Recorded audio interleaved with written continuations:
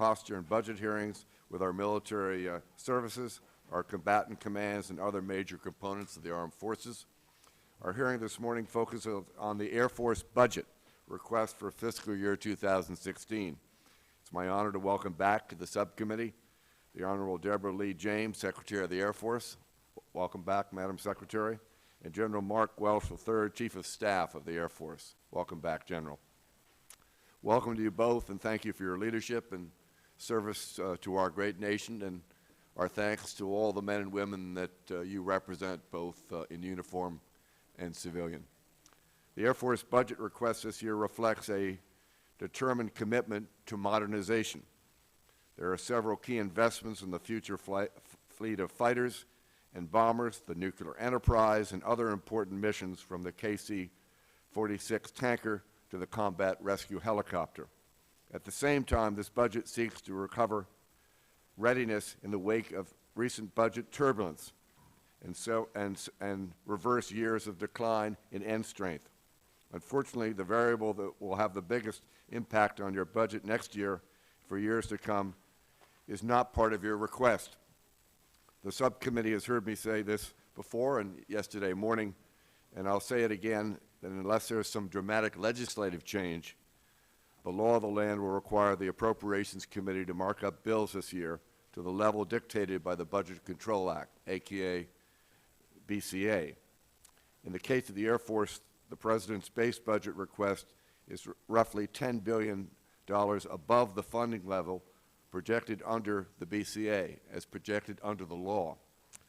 So I need to say right up front that we'll all need to work extremely closely together to ensure that funding appropriated for the Department is sufficient to take care of our airmen and maintain your readiness at the highest possible level. As we build our fiscal year 16 bill, we'd like to have your input. Make no mistake, and as I said yesterday morning, we do have to cut $10 billion with you, or we will cut $10 billion without you, but we need to do it. I must also mention the budget makes some decisions that many in Congress will resist, and you know this well, as a former A-10 pilot, General Welsh, that there will be a resistance on many in Congress to divest the A-10. I understand that the Defense Appropriations Bill is a zero-sum product, and every money-saving proposal Congress declines will have to be made up elsewhere, taking money from some other priority. Throughout the process, our committee is committed to ensuring that the decisions we have to make are fully informed by the best advice our military leadership can provide. And we will continue to call on you to give your most frank assessment of how living at the BCA levels over time might affect our national security and how that would have to be managed. And on a personal level, I certainly, and I think most members are very interested in, hopefully in the course of questions, your frank assessment of the defense posture of both China and Russia that relate to air matters. Again, I welcome you both. Your written testimony will be entered into the record, and we look forward to a dynamic and informative discussion this morning, and happy to yield to Mr. Visklowski for any comments that he may wish to make. Thank you very much, Mr. Chairman. Appreciate you holding a hearing. Secretary General, appreciate your service, appreciate your hard work and enthusiasm for those under your command and direction, and look forward to your testimony. Chairman alluded to the budgetary situation we face, and I would point out that there were a number of issues last year that I congratulate the Chairman for having the intestinal fortitude to suggest to the broader membership of the House of Representatives, while people look at the defense budget and think there is an infinite amount of dollars, there is a finite cap. And we have to prioritize. The Chairman did. But the broader body still believes we can be all things to all people. Hopefully people become a bit more enlightened as we proceed and understand that you as well as we have to make some very difficult prioritization decisions. But again, look forward to your testimony. Thank you very much, Mr. Chairman. Thank you, Mr. Visklowski. Secretary James, good morning. Welcome. Good morning, Mr. Chairman and Ranking Member Visklowski, and to all of the members of the committee. It is certainly my honor and privilege to come before you this morning. It is also my honor and privilege to be able to sit with this gentleman to my left and your right, General Mark Welsh, who I have gotten to know so well over the last year or so. Just a phenomenal airman and a leader and a great partner for me. So thank you for having us here. Madam Secretary, could you move the mic a little bit closer? Okay. I'm not sure that's picking up there. Thank you. Excuse me. Mr. Chairman, when I testified before all of you last year as a brand new Secretary of the Air Force, I outlined my 3 priorities, and just to review them with you is number 1, taking care of our people. Number 2, balancing and getting the right balance between readiness of today and modernization for tomorrow. And number 3, making every dollar count. And that is to say, we get it in the United States Air Force that we have to treat the taxpayer money as precious. We can't afford to waste a single dollar of it, certainly not in these tough budgetary times. And so we're working hard to make every dollar count. That was then, and those 3 priorities have not changed. But what has changed for me personally is I've now had 14 months in the seat, and I am way smarter and way more experienced than I was 14 months ago. And I have also traveled extensively across the country and to a number of locations around the world. 60 bases in 28 states and territories, as well as 12 foreign countries. And what I want to tell you is that in each of these visits, I talked to our leaders on scene, and I listened very, very hard to our rank and file airmen. And I asked them a lot of questions about people issues, about readiness issues. I looked at the aircraft, the platforms, and I want to summarize some of my key takeaways from the last 14 months. First of all, today, we are the smallest Air Force that we have been since our inception in 1947. I was in government in the 1990s, and when I look back at the size of the Air Force in the 1990s, which to me was a less complicated period of time than the time we have today, it is stunning the amount we have come down in terms of manpower. This has happened at a time when demand for our services is at an all-time high. Furthermore, we have the oldest Air Force in terms of our platforms since our inception in 1947. The average age of our aircraft is about 27 years old, but there's many fleets that are substantially older than that. And here is, to me, the most pressing issue of all. More than half of our combat air forces, half, are not sufficiently ready for a high-end fight. That means a fight where we would have interference, people trying to shoot us down, people trying to interfere with us in space and in the air. Yet as we sit here this morning, I want you to know our airmen are providing 2/3 of America's nuclear arsenal, performing intelligence, surveillance, and reconnaissance, strike missions in Iraq and Syria in the fight against ISIL. We're flying mobility missions in the Pacific. We're reassuring our European allies and guarding the homeland, all at the same time. And all of these missions are very critical, and they're performing admirably. But my key takeaway from the last year is we are a force under strain. And we're working hard to meet the combatant commanders' most urgent needs, but a budget trajectory that results in sequestration, Mr. Chairman, simply will not allow us to sustain this pace. So if we must, and I listened very carefully to what you said, if we must live under sequestration, I'm here to tell you, I fear we're either going to break or we absolutely will not be able to do the defense strategic guidance that has been laid out for us. We cannot do it under sequestration. Now, we've said many times over the last couple of years that sequestration is damaging to our national security. And so, as you know, rather than living with that level, we are proposing in our budget figures that are higher than that sequestration level would allow us. Specifically for the Air Force, it's about $10 billion more than what sequestration level funding would give us. And I'm, again, here to tell you as passionately as I can that that $10 billion represents the difference between an Air Force, which is much closer to what the combatant commanders need and what our nation expects, and the ability to do our strategy than we would have under sequestration. And it also recognizes just how important the Air Force is to every joint operation around the world.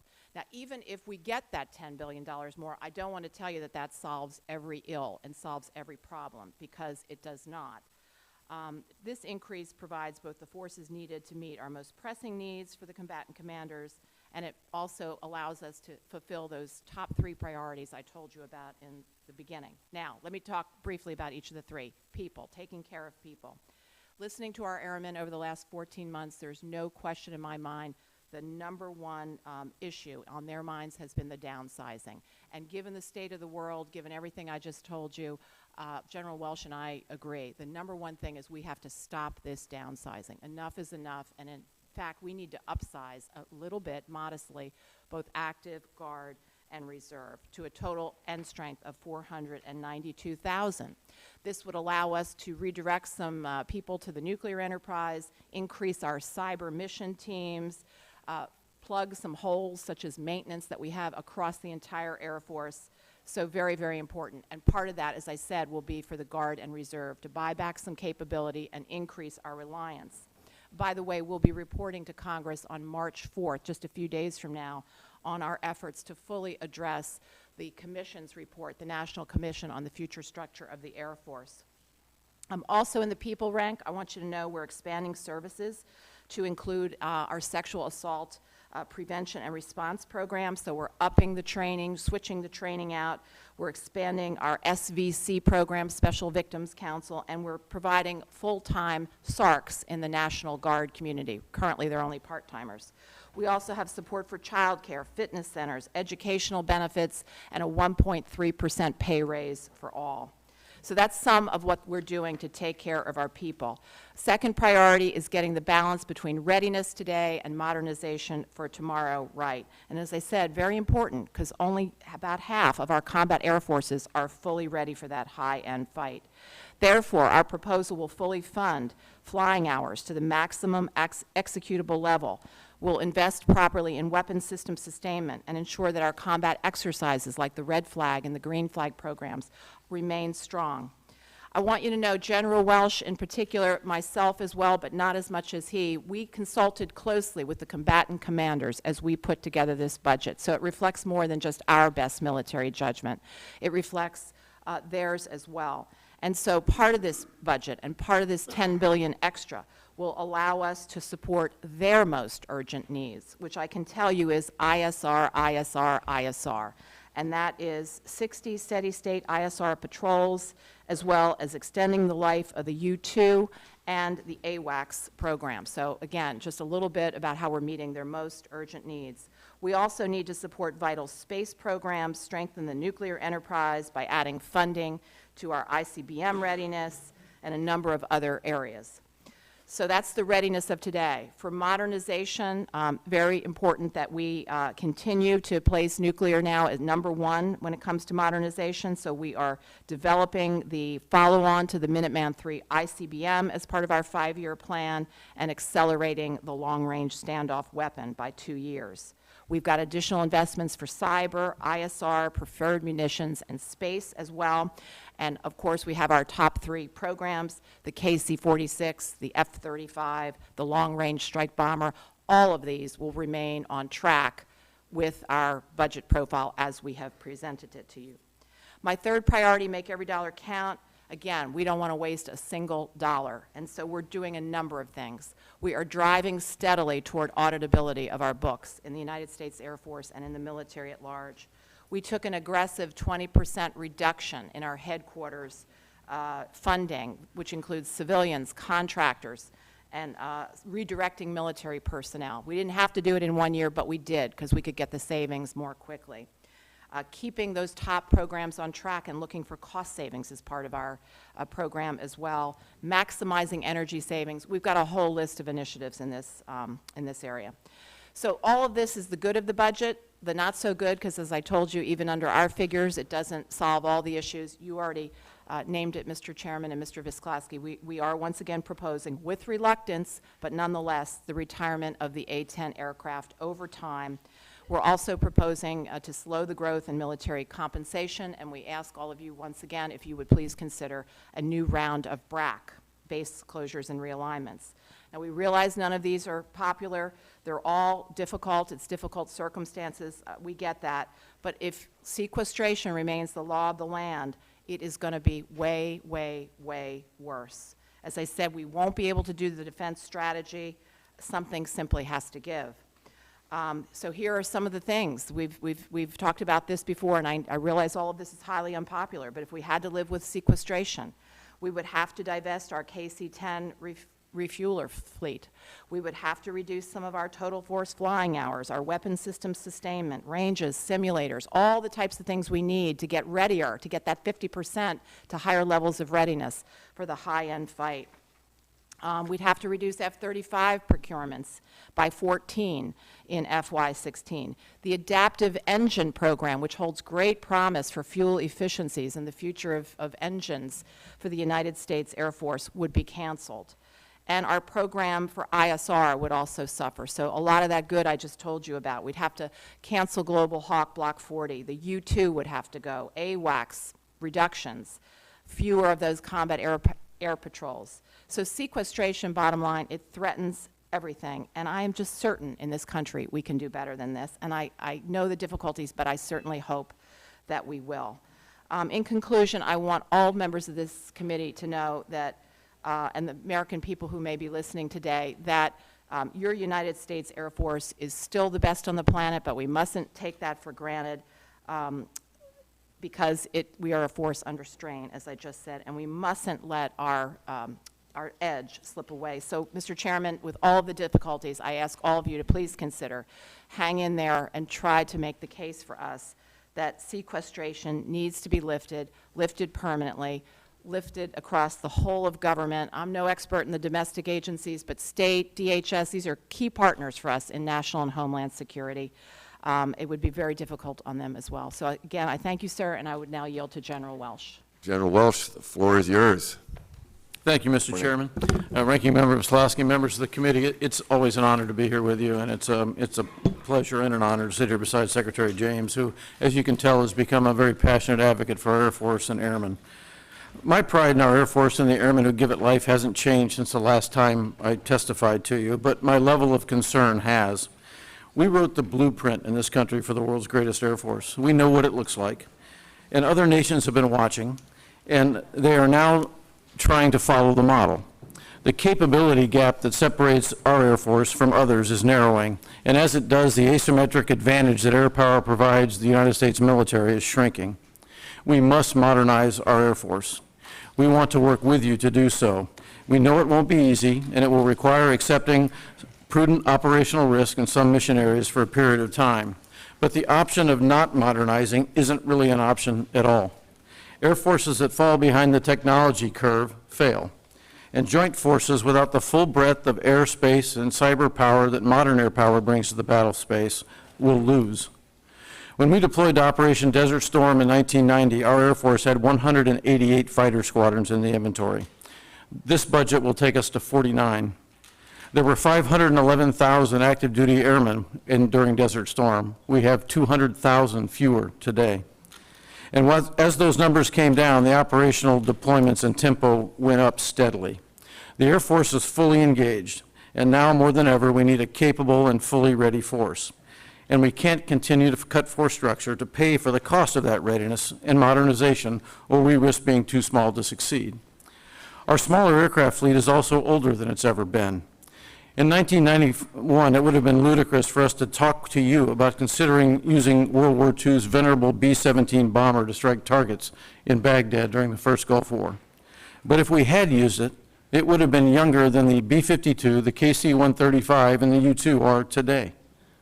We currently have 12 fleets of aircraft, entire fleets of aircraft that qualify for antique license plates in the state of Virginia. And we have 4 fleets of aircraft that could very happily enroll in AARP today. If we remain at BCA funding levels, the Air Force will no longer be able to execute the strategic guidance. It's pretty straightforward. Our short-term readiness recovery will stall. Our long-term infrastructure investment will remain a dream. We'll be forced to recommend the dramatic fleet reductions that the boss recommended, and modernization will be further delayed, allowing our adversaries to further close that capability gap. You understand it's an ugly picture. We just want to make sure it's clear. We understand that we must be part of the nation's solution to the debt problem, and we're ready to do that. But we do need your help in some areas so that we can be ready for today's fight and still be able to win in 2025 and beyond. Our airmen deserve that. Our joint team needs it, and I believe the nation still expects it. I would like to take this opportunity to extend my personal thanks to each of you for your persistent support for our Air Force, for airmen and their families, and we'd be happy to answer your questions. Thank you, General. We have a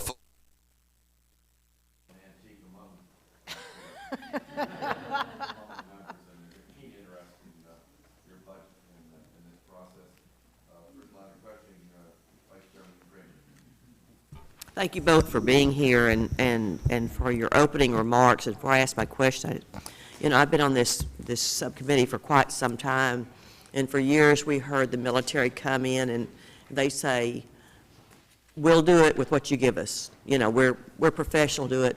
And so, Secretary James, to have you say we cannot do it really brings it home about how very, very serious this situation is. And I think everyone on this panel certainly understands that. I hope you're reaching out and trying to make others that don't serve on these panels and these subcommittees really understand what will happen if we continue with this law. My question has to do with the National Commission on the Structure of the Air Force has called for concurrent and proportional modernization across the Air Force. However, the Air National Guard continues to operate aircraft that are, on average, over 5 years older than those for the active duty squadrons.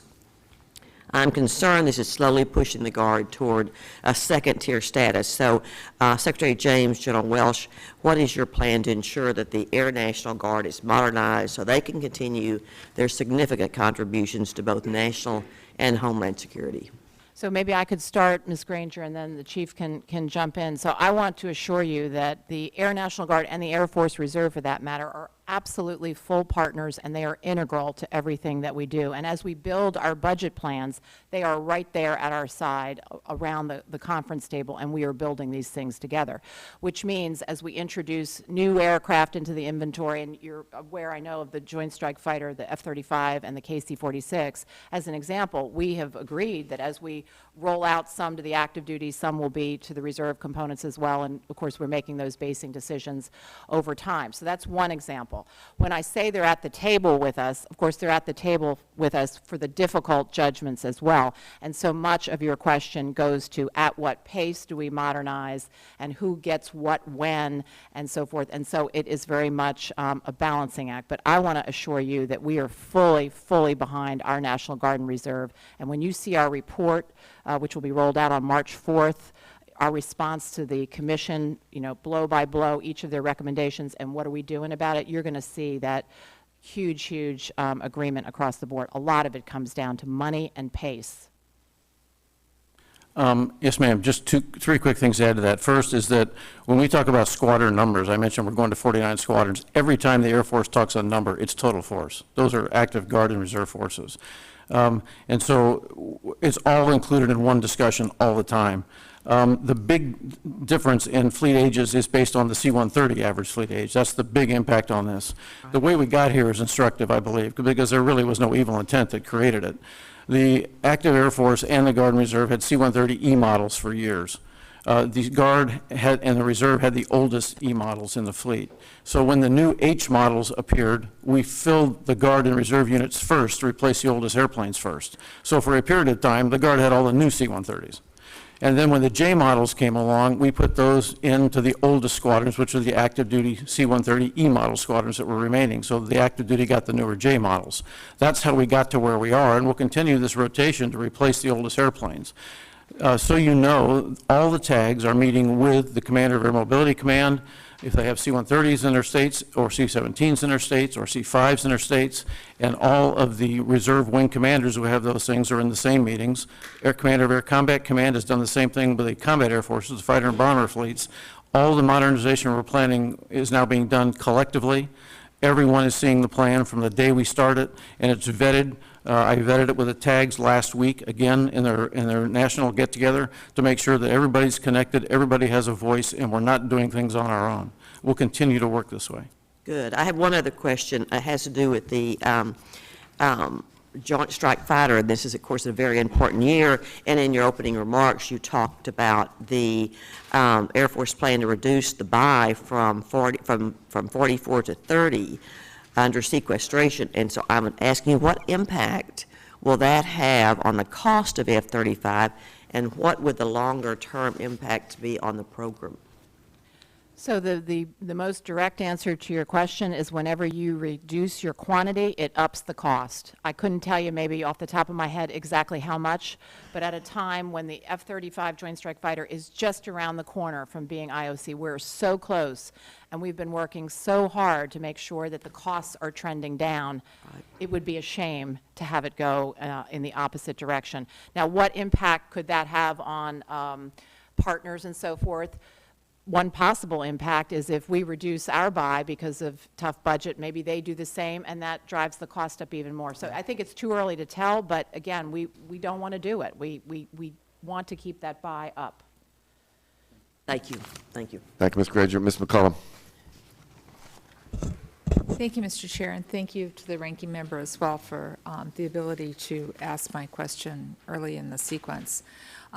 Madam Secretary, the gap between the President's budget and the Budget Control Act levels only grows larger if Congress rejects the cost savings proposal reforms in this budget.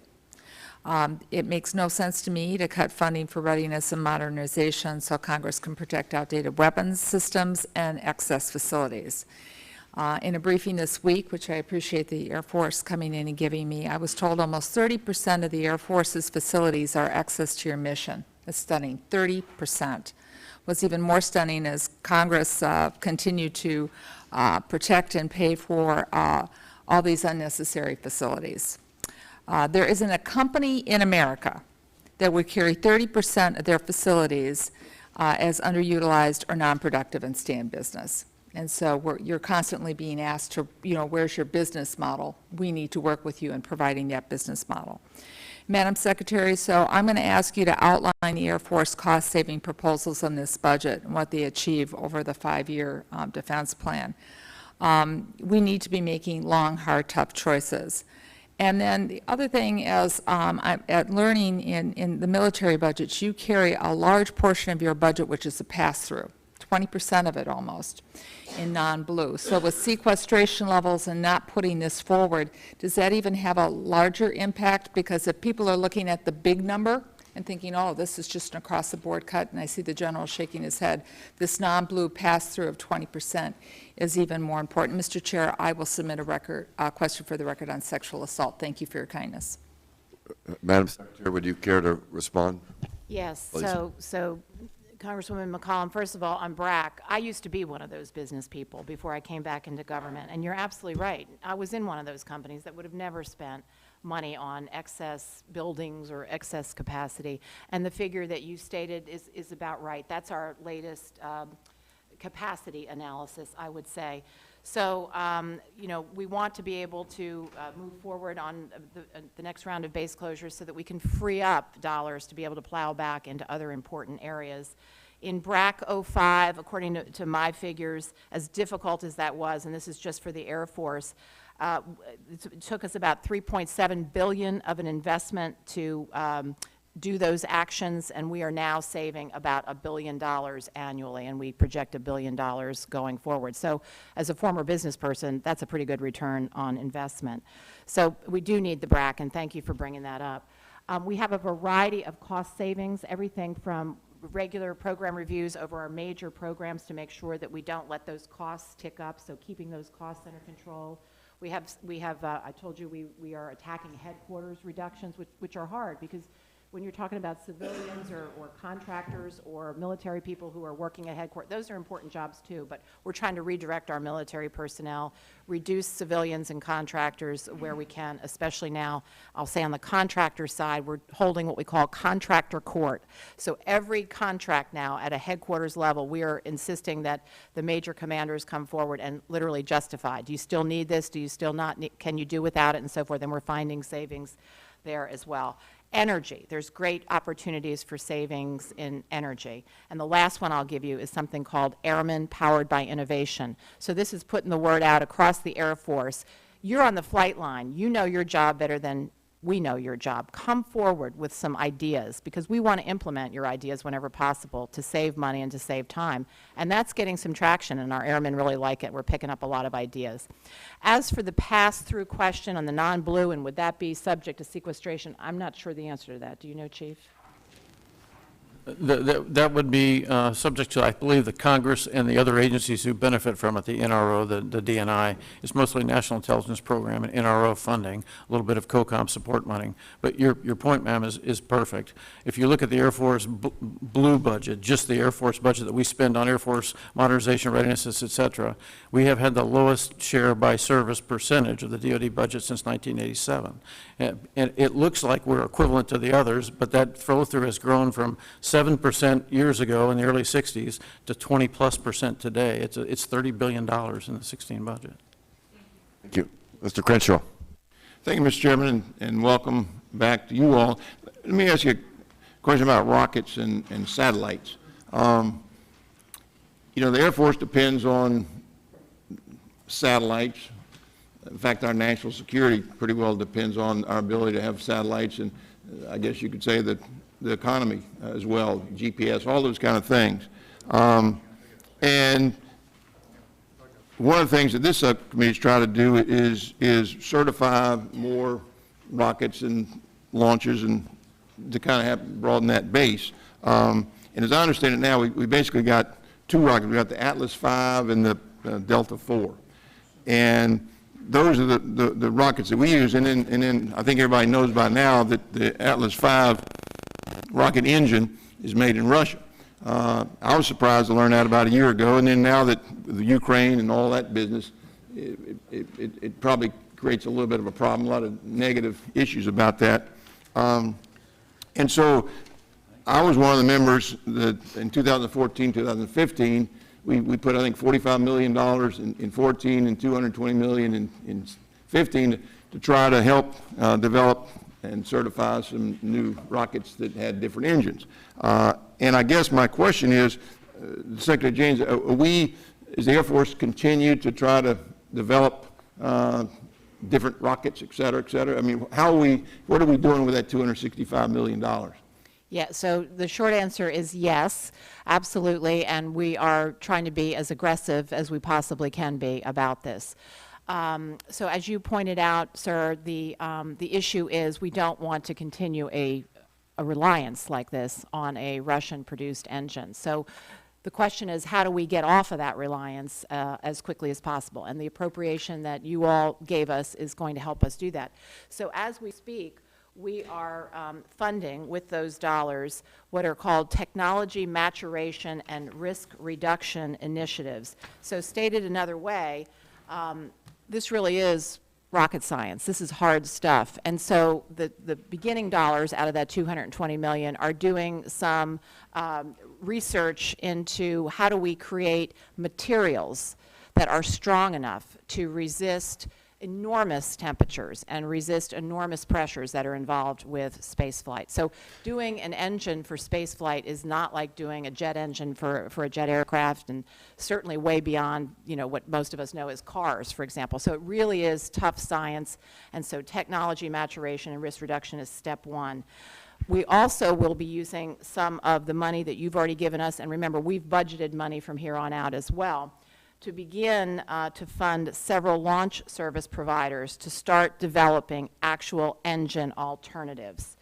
And what we want to do is we want to make sure that the alternatives that they start developing for us would ultimately be made available for other companies to buy. So this would have to be encompassed in an RFI, an RFP, and so forth, the documentation to put it out to industry. So that would be the next step. And again, this will be over years that we're going to have to try to get this done. As you know, there is a law now that the NDAA from last year says that we can't use the RD-180, the Russian engine, for competitive launches beyond 2019 unless they were bought prior to the Russian invasion of the Crimea. Yeah, I was going to ask you about that. So that's congressionally mandated after 2019.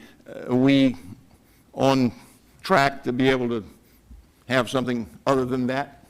We're on track to be aggressive, but what the technical experts have said to me is because this truly is rocket science, this is hard problems, that's an extremely aggressive schedule, and we may not make it. So we're going to try, but it's highly questionable, and that's not my opinion, that's the opinion of technical experts. So in your opinion, we may not be able to, to kind of meet that deadline? It's questionable. Okay.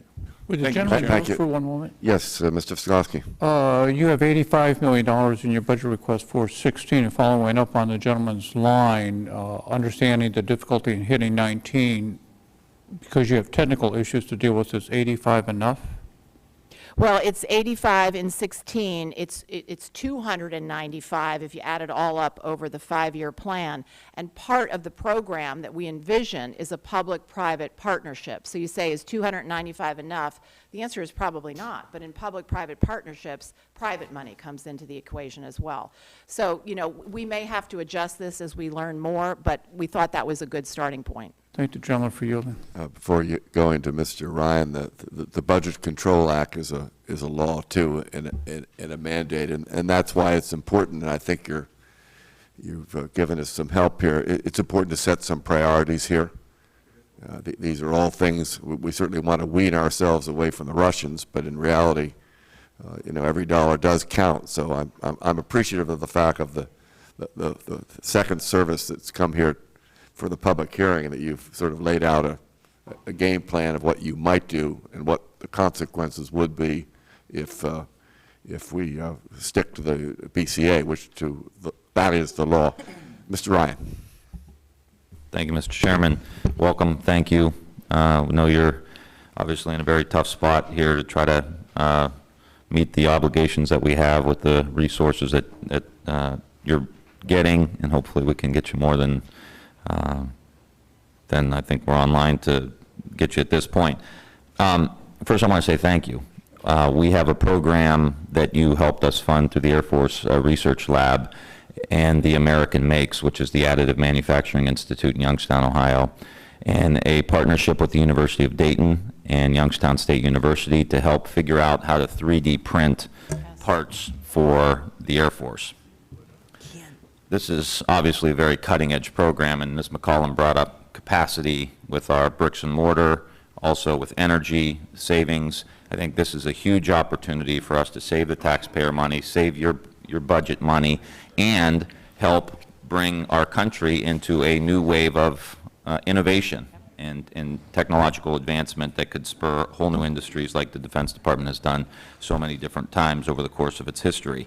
So if you could talk a little bit about what your further plans are maybe in additive manufacturing to help with reducing costs, and where the Air Force wants to go with that. If you could talk about that for a minute, and then I have just one quick follow-up question on readiness. So I'd like to just begin, Congressman, by associating myself with everything you just said. I mean, we do think that there's great potential in this. We intend to keep with it. I can't give you more full details at this point, but certainly could do so for the record. Congressman, let me give you the most excited person I have met yet about the concept of 3D printing was a Air Force Special Operations aviator who is responsible for maintenance in places, remote places on the African continent, in the Southwest Pacific, places where we chase bad guys. His idea is printing spare parts for airplanes off a 3D printer. And he has already got the concept figured out, how they're going to do it, how much he thinks it'll cost, what he will be able to not pack into the loadout that they carry, how much weight that will save, especially when they have to carry it from a location where they can land a bigger airplane and then ruck it into a smaller location. This guy can't wait for this to be proven to the point where he can put one into some kind of big case and carry it in somewhere to use it to fix airplanes that come in and meet him on the ground and then go do their mission. This is an exciting technology, and technologies like this are the lifeblood of a service that is born from technology. We love this stuff. Right. Great. Well, thank you. And Mr. Chairman, I'd love to take anybody from the committee who would like to vacation in Youngstown, Ohio, to come see what's happening in the additive manufacturing space in the country. If I could slide in a quick question on readiness. I know, General, you spoke to the point of squadrons and more related to the equipment. Can you talk a little bit about readiness with training, with regard to training, because I know when we were going through the whole sequestration debate, we were talking about airmen and airwomen not getting trained, going offline for a certain amount of months, and how that would kick in a full retraining that would need to happen. So where are we with regard to that issue with training of the men and women in the Air Force? Congressman, we can't afford for what happened in 13 to happen again. We can't ground 33 squadrons. We can't cancel red flags. We can't cancel weapons school classes where we develop our PhD warfighters. We can't do those things. So we will prioritize, even at BCA, as much as we can, training. The Balanced Budget Act over the last 2 years allowed us to focus on individual and unit readiness and begin to bring it up from a place where roughly 25% of our pilots and squadrons were fully combat capable, up to less than 50%, but approaching 50% now because of the progress over the last 2 years. If we remain at BCA, then that will stagnate. It won't collapse because we prioritize it, but it will stagnate there. The climb won't continue. We have a different readiness problem that is a longer-term problem and gets to the training piece that you mentioned. And that's that over the last 10 to 15 years, we have prioritized investment in operational activity because of the demand signal we have had. And as a result, we haven't been investing steadily in those types of infrastructure that I'll call mission-critical infrastructure that produce combat capability over time.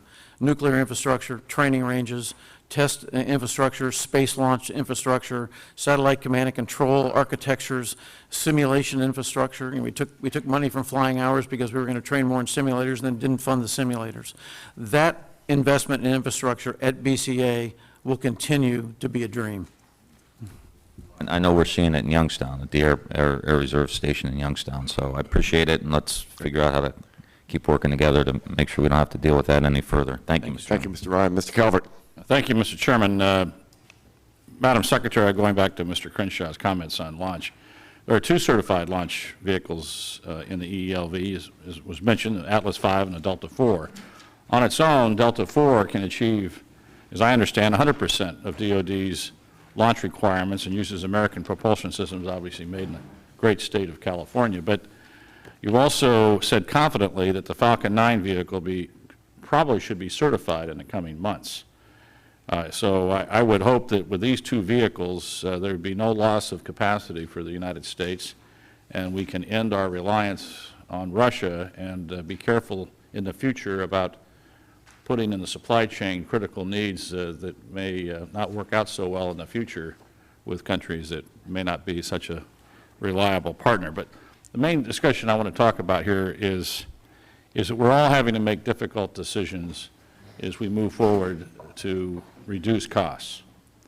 And being a business person such as yourself, I look at the Department of Defense, and I certainly recognize that we need to protect our depots and maintenance operations here in the United States, but I also believe that reducing civilian in-strength at the Pentagon is vital to addressing some of the funding concerns that the Department is voicing.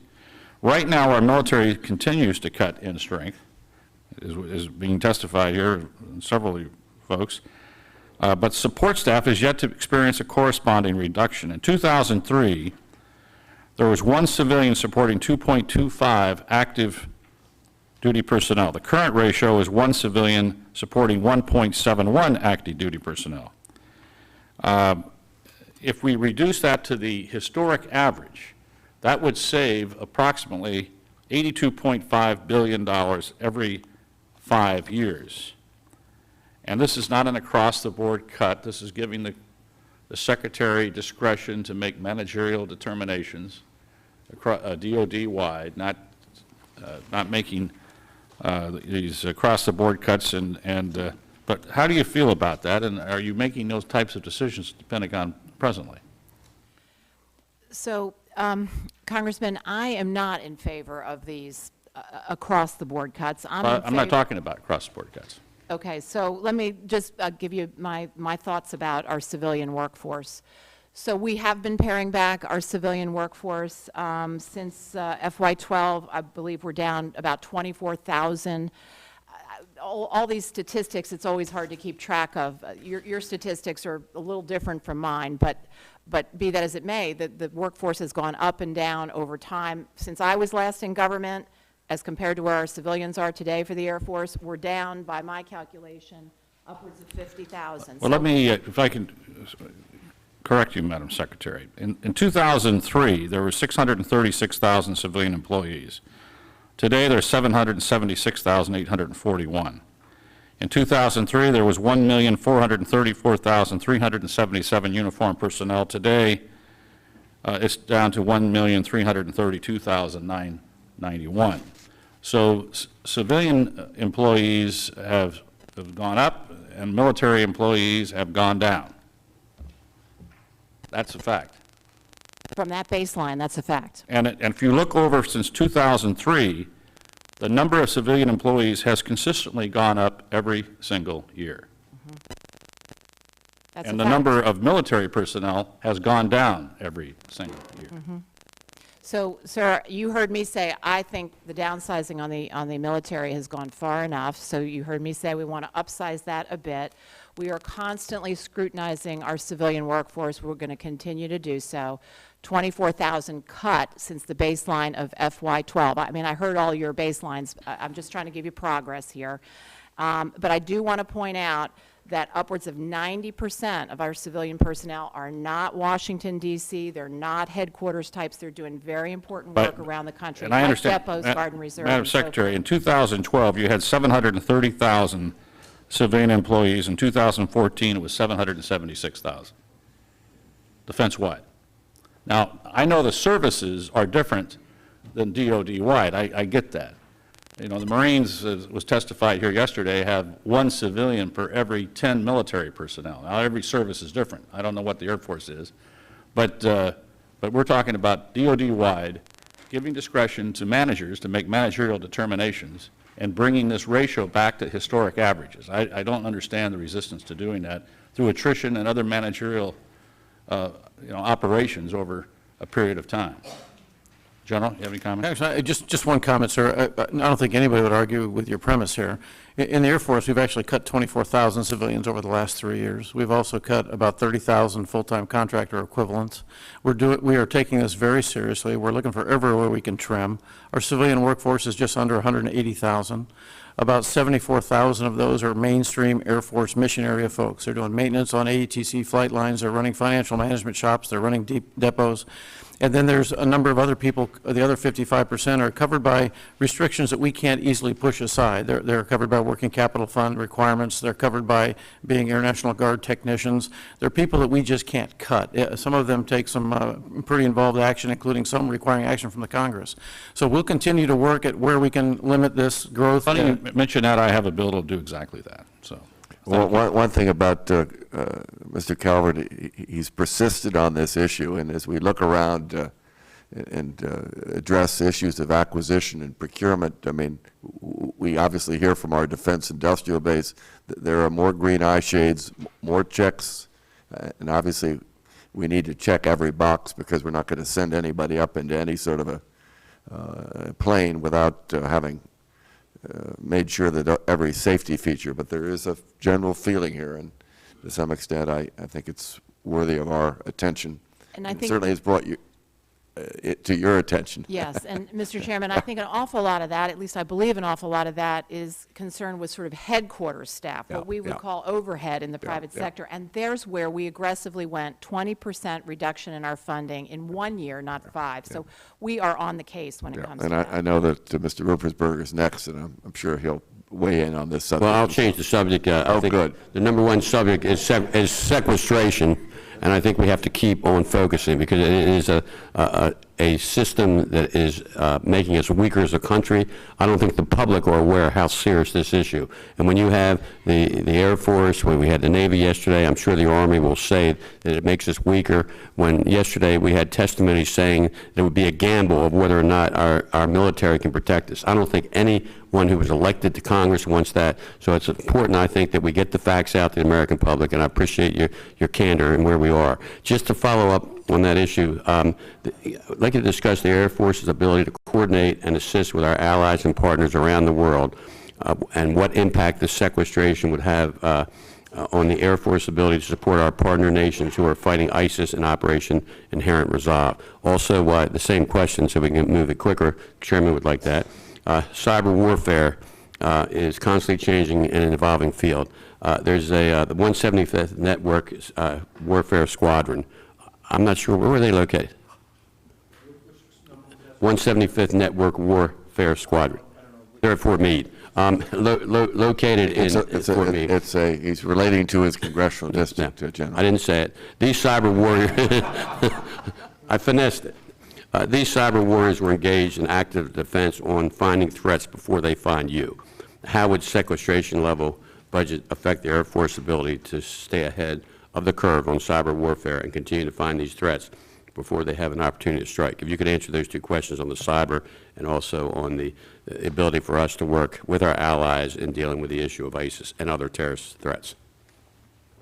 Sir, on the fight against ISIS issue, I don't think our ability to do that will be impacted. I believe the Congress will probably provide the funds required to continue the activity. Why do you think that?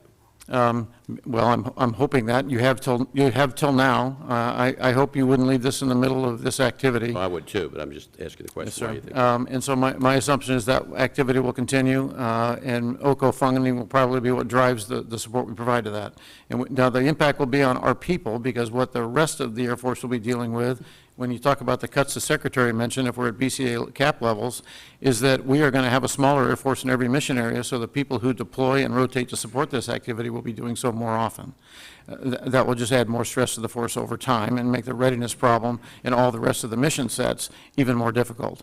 On the cyber side, sir, the same thing. We will support the cyber activity no matter what level of funding we get this year. We will continue to be participants in the Joint Information Environment Development in supporting stand-up of the cyber mission teams that your squadron you mentioned are part of. That will not slow down. You know, we had a session with a member of Congress, former military in the Air Force, who said that because of the issues of sequestration, that squadrons really are brought home when they're rotating and told to sit for 6 months, which sets them back maybe a year to 6 months. Is that an example of what's going on?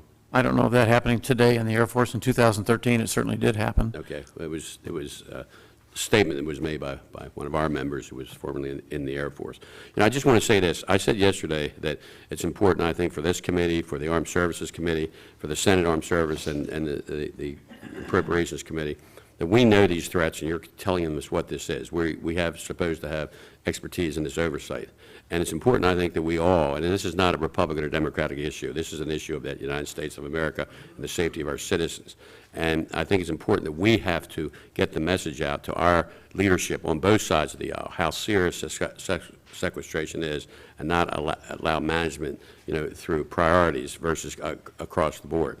But I just want to point out today that Mac Thornberry, who is a good friend of mine, we served on intelligence for 12 years, has just is sending a budget sending his budget, the Armed Services budget, which will include $577 billion for defense spending, and would bust the sequestration cap by more than $50 billion. And the reason he's doing that is what we're talking about today. And I also know that he has the support of 31 of his 36 Republicans on that committee. Also know that Chairman McCain has said that the sequestration level is unacceptable, and he's moving on to do the same thing. Our chairman and ranking member understand how serious it is. They've addressed this issue, their testimony, as the members on both sides of the aisle. So, you know, we'll hopefully be able to reevaluate where we are. It's not about, we have to deal with the issue of costs, there's no question, and spending, but we need the right formula. We don't need an incompetent formula that if you were involved in a trial or a lawsuit would probably be sued for malpractice because of how incompetent a sequestration system is versus the priority of budgeting. Yield back. Okay, thank you. Gentleman from Oklahoma, Mr. Cole. Thank you very much, Mr. Chairman. I want to agree with my good friend from Maryland. We all agree, frankly, around this table about the consequences of sequestration. We very much appreciate you pushing, you educating, frankly, not only the committee, but through modern technology, the American people, and hopefully the leadership on both sides. I will say this, though. I mean, our problem here is nobody around here can fix this around this table. It's not a policy. It's the law of the land. It was a law passed by Congress, signed by the President, actually recommended by the President. It was his suggestion in the budget negotiations in 2011. And the budget he submitted that you're basing your budget on, frankly, is politically, fantasy. It's not going to pass, and he knows that. So at some point, we're going to have to get to something we did 2 years ago successfully, something like a Ryan Murray, negotiated budget. Sadly, I don't think that'll come until after the appropriations process. So, I mean, this committee is going to be forced to live by the law unless there's a negotiation that begins sooner, which I would prefer happen. And I think, again, everybody around here would. But we're going to have to live within the numbers that we have under the law. And sadly, that means we're going to have to make a lot of tough decisions. I do have a couple of questions beyond that point. And one, I'm privileged to represent a district that hosts Tinker Air Force Base, and we're very, very proud to have the facility, and we think it's great. We think it's wonderful leadership. It's no question, it's a tremendous economic boost for our area. And we've tried to be generous in return. I think the original land that the base is located on was donated by the community to then the United States Army Air Force. We recently, or a few years ago, purchased at $54 million a shuttered GM facility and donated that to the Air Force, or we lease it to you for $1 a year for 100 years. So I don't think, and we just purchased a $40-odd million land tract from local railroad to help with the KC-46 mission there, all at the local community's expense, and we are happy to do that. We think that is a bargain for us, frankly. Can you tell me, are there other efforts like that underway? Because you have so many facilities that are wonderful contributors and people are proud to host. So I presume other communities are willing to do the same thing. Do we have a formal program to try and encourage them to do those sorts of things? We do, we do, Mr. Cole, and we call it public-private partnerships. And so there are other examples, other great examples. You gave a terrific one there, but there are other great ones around the country where we are increasingly partnering with local communities near military bases, and it's usually a sharing of dollars and resources and a sharing of access to a particular facility so that our airmen benefit, and perhaps so does the community. So there is that going on, and there's also enhanced use leases where we enter into agreements. You just mentioned one, and either there's some Air Force land that is utilized for some purpose which would be of mutual benefit, things of this nature. And by the way, this is another way we're trying to find efficiencies through both public-private partnerships as well as enhanced use leases. I would really appreciate, just for the record at another time, if you could send me a list of those kind of examples. I think they're wonderful to know, and frankly to remind other people that those kind of opportunities exist. Last question. We're putting a tremendous strain on your resources in a variety of ways, but right now, obviously, you're heavily engaged in an air operation against ISIL. And I'm just curious if you could give us some sense of how much that is costing, how many resources that we have tied up in doing that, and frankly, do you have what you need to complete the mission? What are the additional things you might need? Well, not to sound like I'm bragging, but your United States Air Force very much is in the lead within this joint force and within You're this allowed to mission. brag, Am I Madam allowed to brag? Secretary. Okay. Yes, you are. All right, so, we're doing everything from fighter missions to refueling to mobility missions and so forth. I can safely say between 60 to 70% of the total strike missions have been United States Air Force. Well over 90% of the ISR, the refueling, mobility, this is the United States Air Force. I believe the costs are about $1 billion to date, but I'm looking at the chief for verification. Okay, about $1 billion to date for the overall cost of the operation. And again, this is a coalition, it's 15 member nations, but this is the contribution. Could you give me an idea of the relative ratio? I mean, how much are, and I appreciate each and every one of them, but how much are the countries that are working with us in this actually providing? I know there's a certain amount of symbolism here, but again, every plane helps, every pilot helps. So how much of the load are they carrying? I believe there's, if my figures are correct, about 600 or so coalition aircraft, of which 300 would be the United States Air Force, if you're just looking at the aircraft. Yeah, could you give us the overall American effort? Because I know you're not just the United States Air Force, but we obviously have naval aviators, and I would assume marine aviators involved. Yes, sir, they are. The aircraft off the carriers are flying about 10 to 11% of the sorties that are being flown right now. The coalition is flying for strike sorties in Iraq in particular, and for some in Syria, between 25 and 35%, depending on the target areas. It's a great coalition effort, actually. Everybody's performing well. The cooperation and the coordination has been outstanding. As you know from reading the papers, there's some independent efforts that are being thrown in. They're now being coordinated with our Air Operations Center in the Middle East. The majority of activity is being coordinated through and by our Air Component Commander there, supporting the Army Ground Commander of the task force who's doing this. There's a lot of great work being done. It's not a huge air effort in terms of big air campaigns. If you think about 15 to 25 strikes a day, compare it to 950 to 1,000 in the first Gulf War per day. So the level of effort is focused. It's a very controlled effort because of the situation on the ground, and we're just waiting for the ground force to be developed, and then we'll support them in a robust way. Appreciate that very much. Yield back, Mr. Chairman. No plug for the AWACS today, or? You want to give me another round here? Thank you, Mr. Chairman, and thank you both for your service to our country and all those that work for us at Air Force. I won't have time for you to answer this question, but I want to state it publicly related to our nuclear weapons program, and I will ask for the record what measures are included in the 2016 budget. Our request to improve the state of our nuclear enterprise, asking you to distinguish between funds that will be devoted to sustaining the existing force versus modernization. There have been so many problems in that program, shocking actually, and we'd ask you to develop appropriate reply in the record for that. But I'd like to focus on the cost savings related to the relationship between the Air Force and the Air Guard.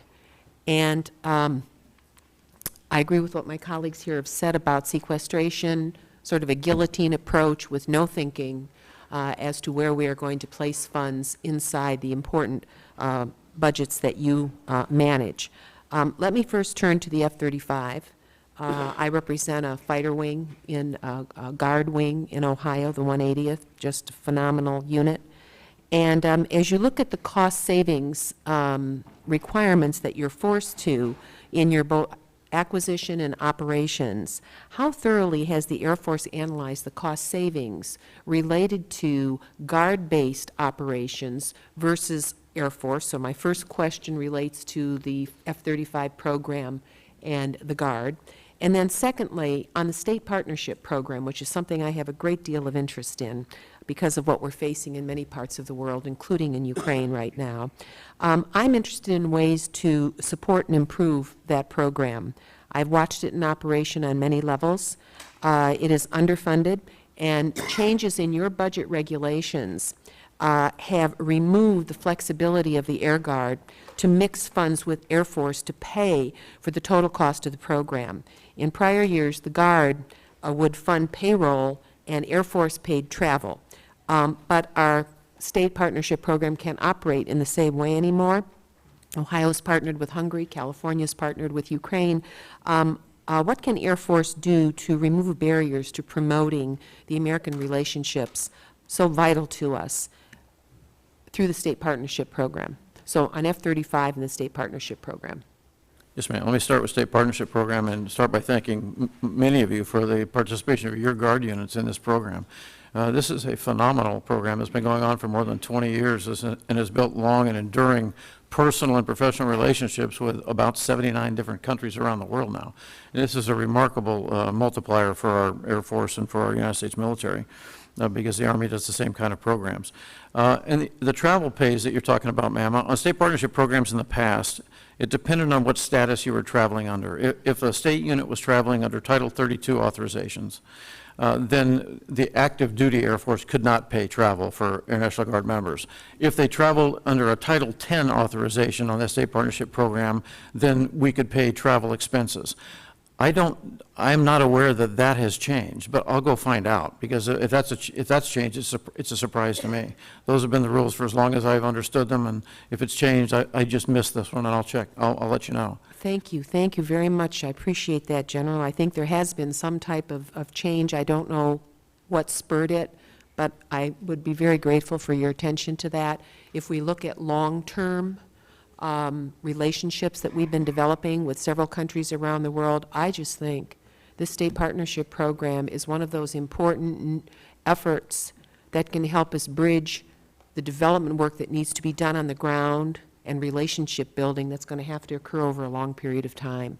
So I thank you very much for that. Let me finally ask, in view of what is occurring in Ukraine with Russia's invasion of Ukraine and violation of Ukraine's sovereignty and territorial integrity, looking forward in the 2016 budget at our relationships through NATO and Air Force's participation in various aspects of that, what presence does your budget anticipate in the Balkans, in the Baltic states, and also in Poland? What types of flyovers or joint maneuvers, how are you thinking about 2016 in terms of that region of the world? And we have fully funded the U.S. European Command Commander's request for presence both in the aviation detachment in Poland for NATO air policing support, in the Baltics for support to ground exercises in both Eastern and Southeastern Europe. We've also fully funded the European Reassurance Initiative that kept an F-15 squadron on active duty in Europe as opposed to closing it down and bringing it back to the States. So we are fully committed to supporting General Breedlove in his role both as commander of EUCOM and as the commander of SAC-EUR. Back to your initial question, just to close it out, the F-35 bed down for the Guard, the next two units to be selected for F-35 bed down will be Guard units. The 5th and 6th base will be Guard units, and those bed down time periods are 22 and 23. So you'll see more F-35 bed down in the Guard here in the early 20s. The cost model you referred to, we've been working on this together for the last several years. General, may I interrupt? Could you provide some of those cost savings to the record? Is there a way for you to do that? What we can provide you is the information on the ICAM model that covers everything from cost of an individual operating the F-35 at a Guard base versus active duty to the cost of bedding it down and doing supporting infrastructure. We'll be happy to give you that, ma'am. Thank you, Ms. Captain. Thank you. Thank you, Mr. Mr. Womack.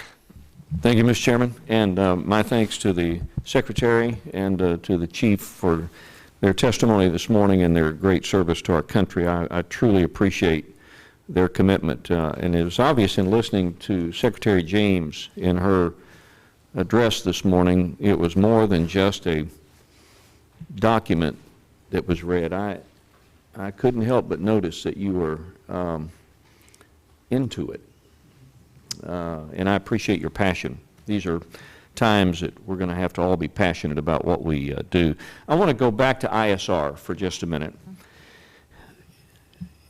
You really can't get enough of it. My experience, even though it was before the current ISR technological platforms were in place, but it just drives so much of our success on the battlefield. And my numbers could be a little off here, but I think in 2014, according to my data, there were 35,000 ISR missions alone in the CENTCOM area. These threats are terribly dangerous. They're growing by the day. So let me ask you this question. Is the Air Force need for ISR increasing in order to complete the missions in the Middle East? And is our ratio of ISR to conventional capability changing in that area of activity? So let me start, Congressman, and then again, the Chief, I want him to jump in on this as well. As you said, the desire for more ISR is just, it's going up, up, up on the part of the combatant commanders, and I can understand why. I mean, ISR provides precious information. It can avoid loss of life, innocent life, if you really are persistent in knowing who's who and what's what. It can actually do, in some cases, attack missions. It provides a lot of information, and that information is power. So I get that. The problem is severalfold. You know, our job is we have to make sure that we have priorities in our Air Force, but we have to have a balanced portfolio. In other words, if we swing too hard in one way and let everything else go by the wayside, then we won't be doing our job properly. So we try to always maintain the balance. And so sometimes the ISR challenge becomes enormous for us. But with that said, like I said in the beginning, part of that extra $10 billion did allow us to either buy back some ISR that we were otherwise going to retire, or to invest in more of these combat air patrols. And that was a good statistic that you have about the value of ISR. I have a slightly different, but we're making the same point. There have been, in support of Central Command alone, ISR missions have identified more than 1,700 IEDs, which otherwise might have killed U.S. and allied combatants. We've responded with ISR to 1,500 troops in contact events. 18 million images have helped provide that information. And finally, in the Iraq-Syria campaign, 22 high-value individuals have been removed from the battlefield thanks to ISR, and I think that's military speak by they're either dead or captured. So it's a very valuable thing, but of course our job is we have to have the balance. Sir, intelligence and information to support decision-making has become the coin of the realm in warfighting today. It just is. That's where the demand's coming from. The ratio has clearly changed. In fact, in the Air Force, roughly 7 years ago, we actually shut down 10 fighter squadrons to provide the manpower and resources to stand up more ISR orbits. It's part of the capacity problem now we have meeting combatant command demands for fighter squadrons. But we did it because that was the only place we had to go to get resources. We build to combatant command requirements, not to Air Force requirements. So when the combatant commanders tell us that their #1 priority is ISR, as we build our budgets each year, we go back to them and we will sit with them, as I did again this year, and ask each of the regional combatant commanders, would you prefer for us to invest in more ISR, or would you prefer for us to invest in maintaining things like close air support capacity for you? That's where we come to these very difficult decisions on recommending things for like the A-10 fleet to go away. We go to them for their priorities, and we try and fund those and meet them. That's who we build an Air Force to support. Are we going to be adding more ISR space here in the country, more statewide based programs? Is that in the plan to keep up with the demand for more ISR? So we've expanded the ISR mission in both the Air Force Guard and Air Force Reserve significantly over the last 5 years, and we'll continue to look for opportunities to do that. Right now, there's no additional demand for more remotely piloted aircraft because it's at about 7% of our aircraft fleet is actually remotely piloted, and that probably won't climb dramatically anytime soon. Are we having any trouble finding the analysts and doing the training for the stateside missions? We're having trouble retaining the pilots for the RPA force, but other than that, this is an exciting career field. We have a lot of people who want to come into the Air Force to do it. They really enjoy the work. The pace of the work is what's been crushing the pilot force because we haven't got it fully manned, only because the requirement keeps going up. So we've been chasing this training problem for the last 8 years, and we just can't get ahead of it because the operational demand won't slow down. And we'll continue to do the best we can, but we're just about at a breaking point in the pilot force if we don't stabilize the demand for a period of time to let us get ahead of the training problem. Thank you. All set? Am I out of time? I'm glad that the gentleman from Florida turned off his radioactive iPad, so I thought we were being jammed. before I go to Mr. Diaz-Balart. I thought we were being jammed, and Admiral Greenert had sent some growlers over here to kind of jam us. Make it quick. We want to make sure that Mr. Graves gets... I'll hold this question to the next round. Okay. I'll yield back. Thank you. I didn't mean to pick on you, Mr. Diaz-Balart. The floor is yours. Thank you, Mr. Chairman. It's good to be with all of you. Three as one of the newest ones here, please pardon my ignorance. There's a lot of conversation about the Russian-built rocket engine. Are there other key components of weapon systems that are built by other nations and other nations that are potentially either unstable or problematic, and what would those be? Well, the one that's high on my list at the moment is the RD-180. Now, of course, we do have other components. In fact, it's been the policy of the United States government for some years to try to have interoperability with our allies, and so there are various other things that are produced by Europeans and the like.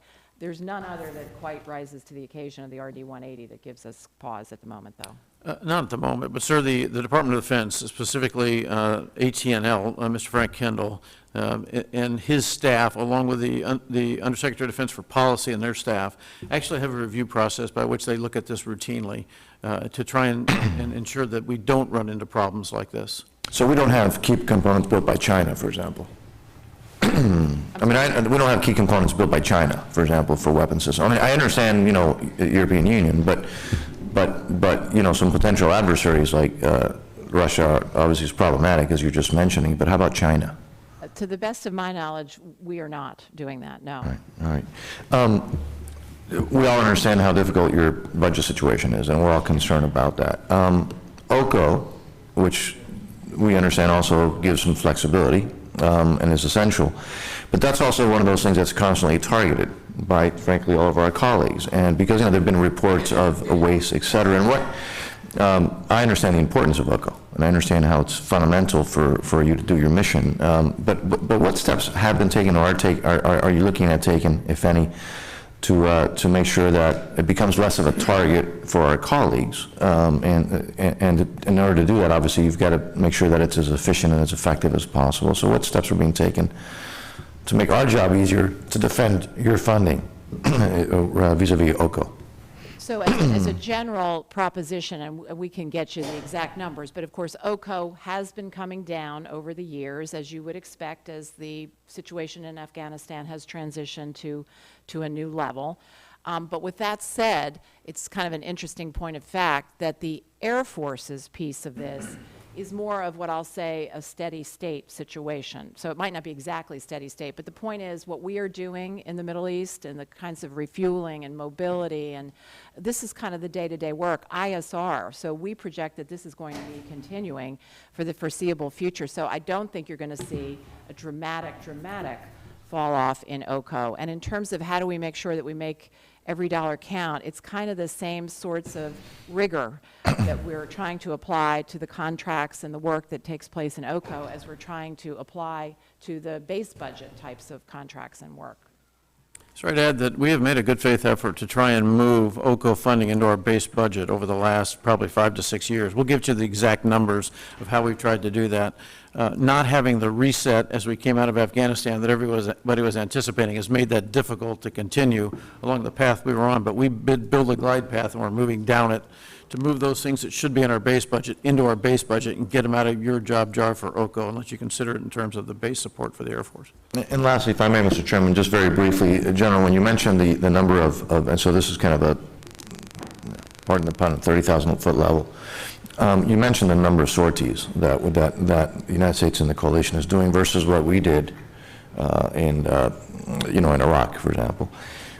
Is that number sufficient to destroy ISIL? Is it sufficient to, one of the criticisms that you hear out there is that potentially we're not doing enough as ISIL continues to potentially expand. So, in other words, it's a pretty dramatically less when you put it in those terms. And I know they're efficient and effective strikes, but it's not that many of them. And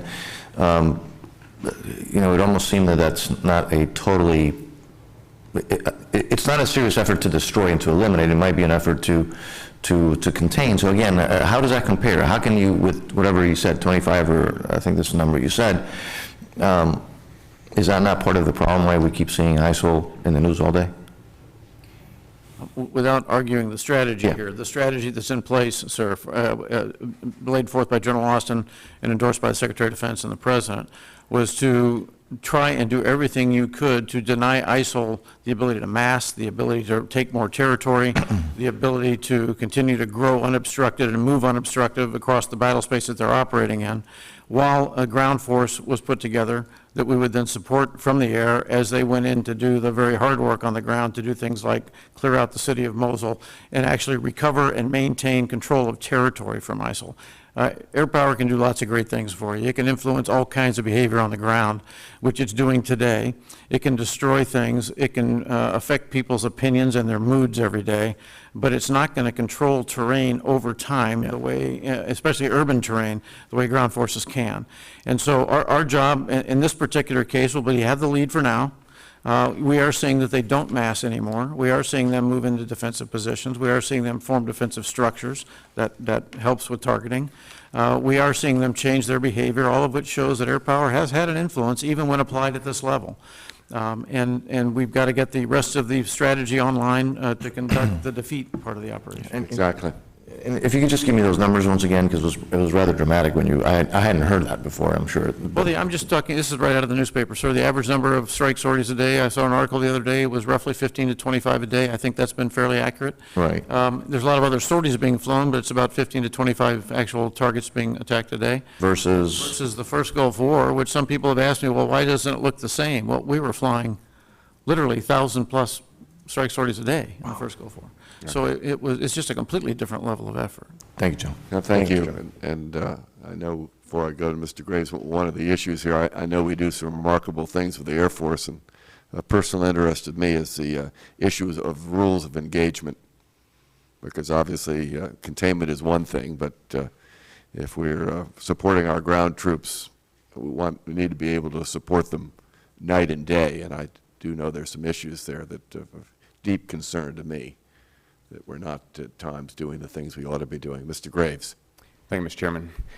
Secretary James, General, thank you for being here and for your testimony and for your explanations and your willingness to work with this committee as we all work to comply with the law and the BCA, as difficult as that may be.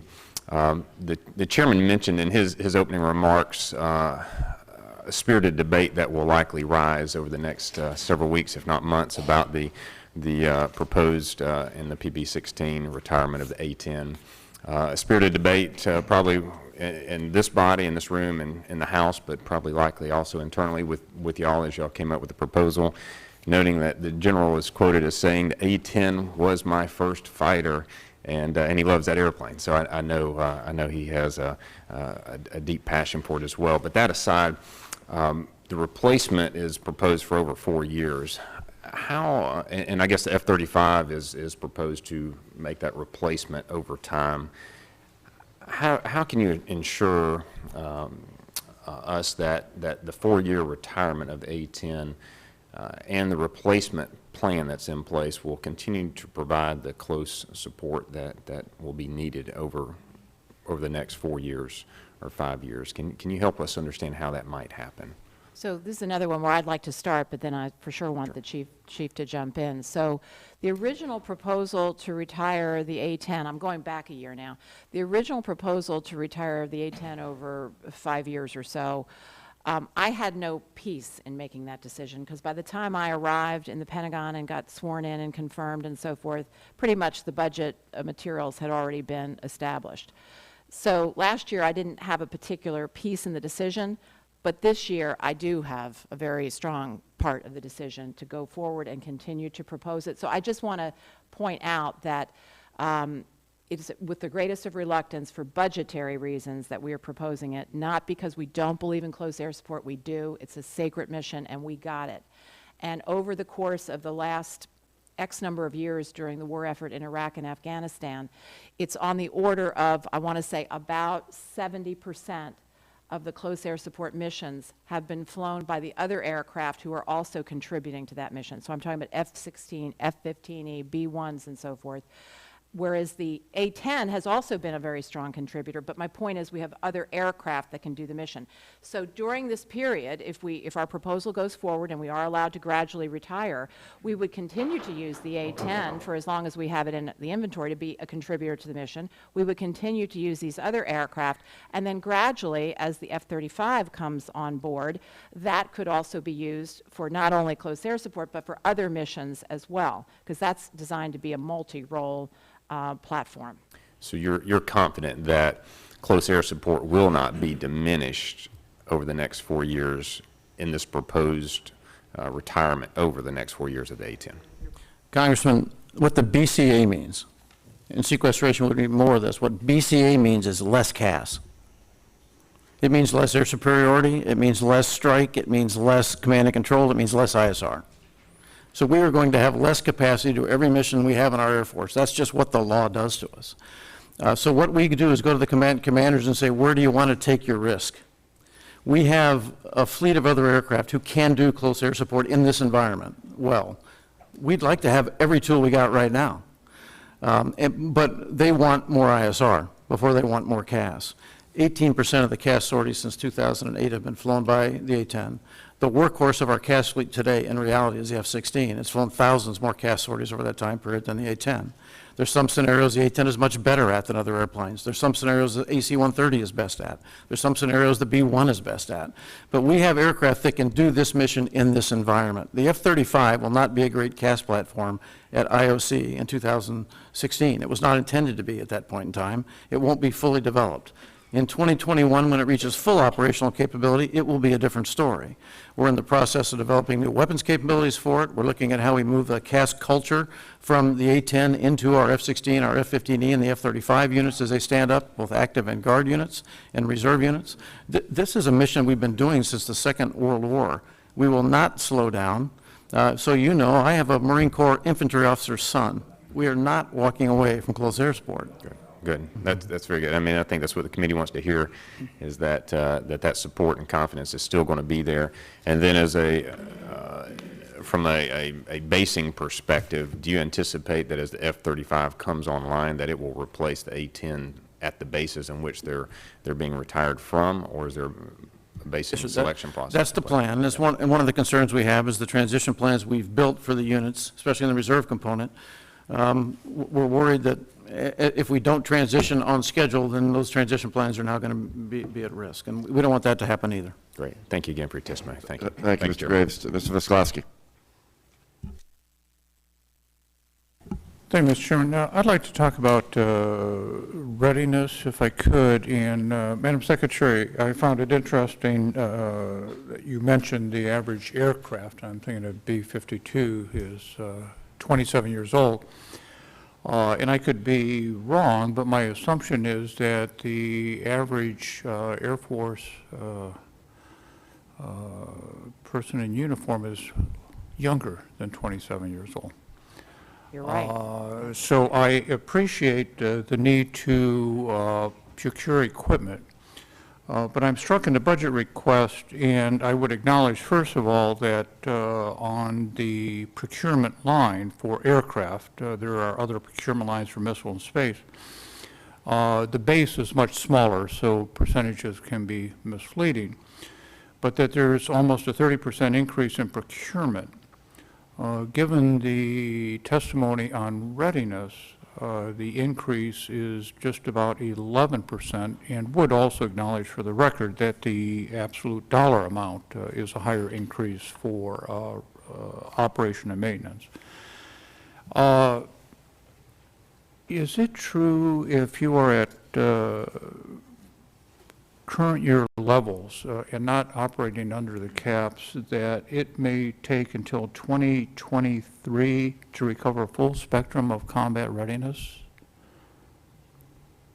It is, sir, and the reason that it all doesn't show up in that readiness account and why that number is 11% is because the reason that we'll have to wait another 8 to 10 years even to recover full combat readiness for the Air Force is something I mentioned earlier. It's the infrastructure that produces combat capability, and that's in multiple accounts. Some's in a nuclear account, some's in our FSRM accounts, our MILCON accounts. It's in other places, but it's things like developing training ranges with current threat simulations. It's developing the simulation infrastructure that allows us to create a virtual constructive environment to train our new 5th generation aircraft in, because we can't afford to do it in the live world. We can't afford to build that threat base and keep it current. And so there's a lot of things that go into the infrastructure of an Air Force that allow you to train and develop your people the right way and give them full combat capability that we have not been funding well enough for the last 10 to 15 years. General, I'd make an observation. I thought the chairman did it very well yesterday in his opening remarks that all of us, in our own fashion, blame sequestration for a lot of the world's ills, but there are other events that take place as well. I'm struck that this time last year, when you were before the panel, we were not dropping ordnance on the country of Syria. There are always new demands, and I understand within the last 2 years, the Air Force has also been forced to cancel its red flag exercises in an entire weapons school class. I started, when you enumerated to an earlier question, all of that infrastructure you need for that readiness, and the fact that just, I guess, over 50% of our pilots are, if you would, they're all capable, but fully ready.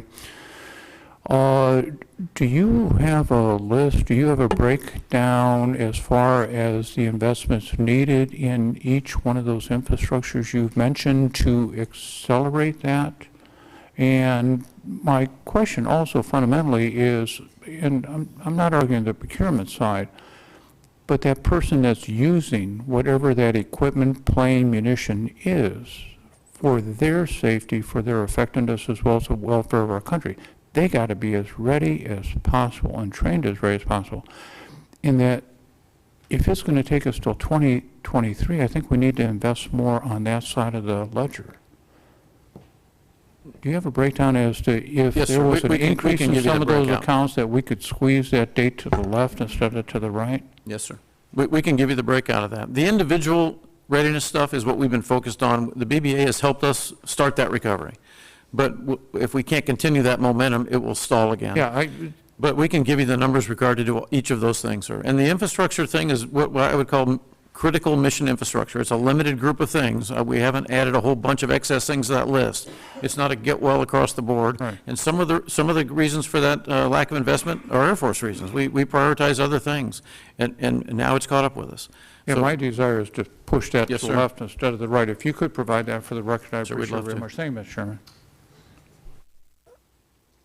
I'd like to have your view of our, I hate to use the expression near-peer competitors, but where do we stand relative to Russia and China? When I first got on the committee, we had the ability to fight two wars.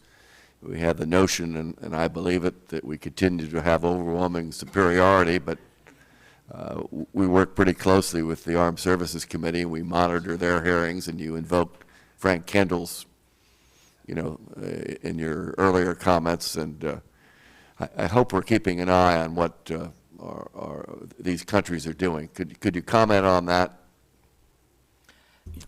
Yes, I'll start, Mr. Chairman. So both there have been actions and then there have been investments, I will say, on the part of China and Russia, which are very worrying to the United States. Certainly, they're worrying to me. So if we look at China, for example, there have both been air and sea incursions in the Pacific, I'll say in the South China Sea, which are worrying. There have been investments in space and anti-satellite capabilities, which are worrying. Similarly with Russia, wow, who would have predicted the invasion of the Ukraine a year ago? I would not have predicted it, for one. So those are very serious actions, and Russia has investments as well. So we as we always say, God forbid we should ever really have to, engage in a conflict of this high-end nature. But if we do, we don't want it necessarily to be a fair fight. We want to be able to prevail in a I'll say an overwhelming So where capacity. are we on the sort of the technological edge here? I mean, I don't want to get into policy, but in reality, we could ask you how many times your pilots have had to, should we say, deconflict their missions with people rising to meet them. Right. So I would say the gap is closing. So we are, if we're not careful, we could lose our technological edge, is the way I would put it. So as you know, both Russia and China. We're on your side, and Yes, sir. this They're is developing new one of the most technology. worrisome things here, and often with the Navy, numbers do matter. Excuse me. Go. Yes, sir. In warfighting, quantity does have a quality all its own. It's always been true. Russia and China are both upgrading their air forces. They're a couple of the countries that have watched the model very carefully. China in particular is accelerating that development. The concern we have, the major concern we have, is as they develop new aircraft and new air defense systems, those systems will be more capable than the things we currently have on our fleet in many ways. And so if we don't continue to modernize, we will find ourselves within the next 10 years, I believe, at a disadvantage in a number of scenarios against not just Russia and China. I hope we don't fight Russia and China anytime soon, or anytime ever, ideally, but they do export equipment. And within 3 to 5 years, typically after they market something, they put it out to the rest of the world for buying. There are about 53 countries today that fly top-end Russian and Chinese aircraft. And I assume that 10 years from now, that'll be the case again. And those aircraft will be better than everything we have on the ramp today, except our 5th-generation capability in the F-22. That's why the F-35 is operationally mandatory for us to be successful in those scenarios in the future. It's mandatory. It's also, and I'm highly supportive of it, probably the most expensive endeavor we've ever made. And that's sort of why we serve on this committee. We Yes, want sir. to invest in a long-range bomber. I see some figures that seem to be, considering the history of other bombers, comparatively low. What's the estimate these days for the new stealth bomber? So we've remained with a cap of 550 million unit recurring flyaway costs in constant FY10 dollars. We believe we're on track for that. In fact, I believe we're going to beat that.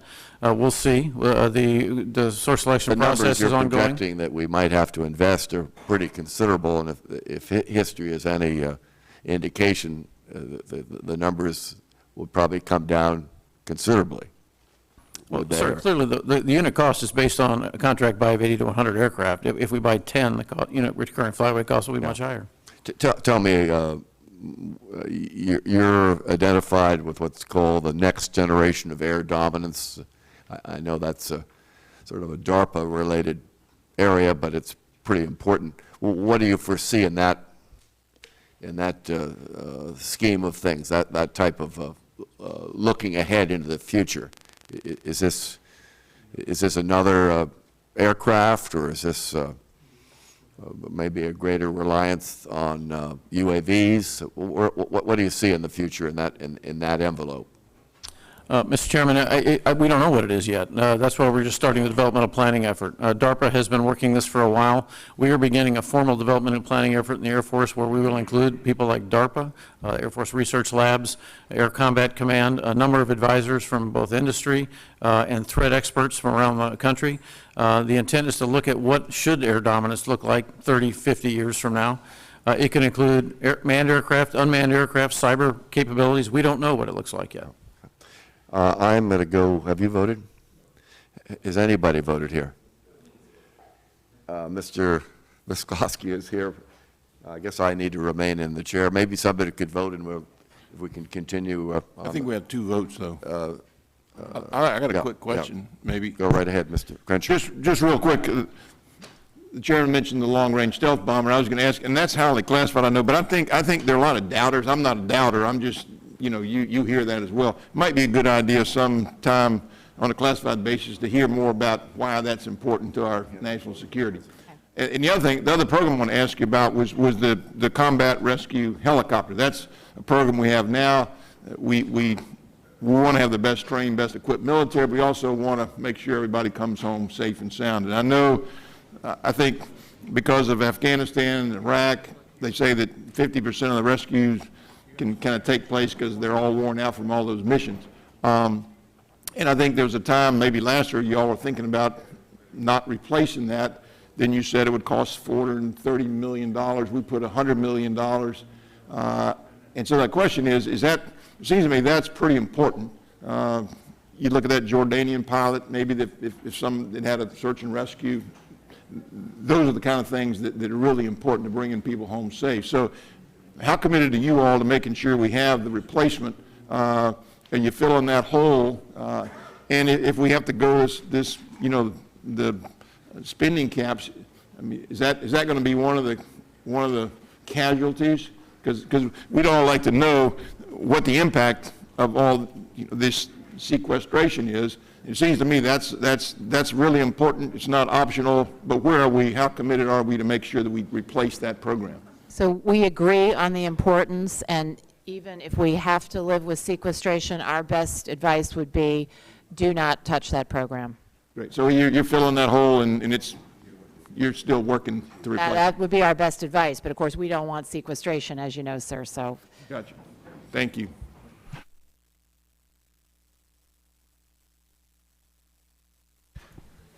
Mr. Visklosky. Thank you very much, Mr. Chairman. I'd like to talk about the nuclear enterprise, if I could. Has the relevance of the two legs of the triad you oversee changed over the years? Has their relevance changed?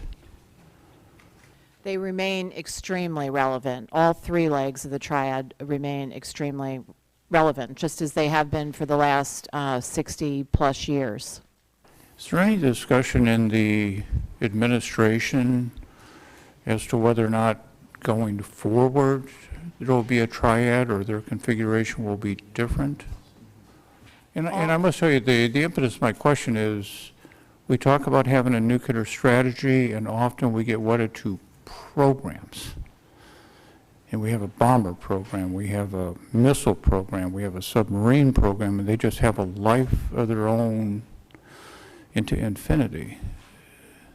All discussions that I have been privy to, Mr. Visklaski, suggest to me that we are going to absolutely stand behind a nuclear triad. It remains very important, and as you know, we are taking steps in our Air Force to kick it up a notch with respect to making sure that we modernize, that we do different things for people and training and revitalize.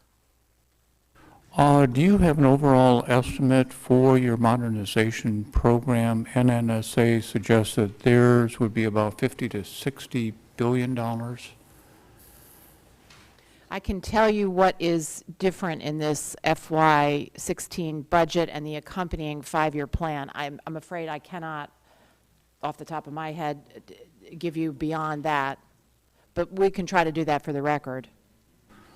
And as far as the potential change in strategy, and it relates to the life extension program, is the Air Force comfortable with that?